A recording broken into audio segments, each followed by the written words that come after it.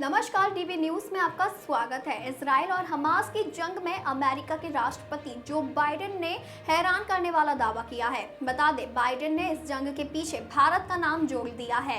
Biden ने कहा है कि हाल ही में दिल्ली में G20 के दौरान भारत मिडिल ईस्ट यूरोप आर्थिक कॉरिडोर का जो फैसला किया गया, ये भी हमास के हमले की एक वजह हो सकता है। हालांकि इस दावे को साबित करने के लिए उनके पास कोई सबूत नहीं है। बाइडेन ने खुद कहा है कि उनका ये मूल्यांकन अपनी समझ के आधार पर है, इसका उनके पास कोई सबूत नहीं है। वहीं अमेरिका में एक प्रेस कॉन्फ्रेंस के दौरान बाइडेन ने ये दावा किया है। उन्होंने कहा, हमास द्वारा इजराइल पर किए गए हमलों का एक कारण ये भी हो सकता है।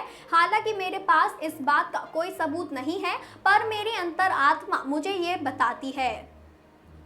हमास का ऐसा करना इसलिए भी हो सकता है क्योंकि हम इजराइल के क्षेत्रीय एकीकरण की दिशा में कर रहे हैं। हाल ही में दिल्ली में आयोजित हुए G20 बैठक में नए आर्थिक कॉरिडोर की घोषणा हुई थी। इस कॉरिडोर की घोषणा भारत, अमेरिका, सऊदी अरब, UAE, फ्रांस, जर्मनी द्वारा संयुक्त रूप से की गई थी।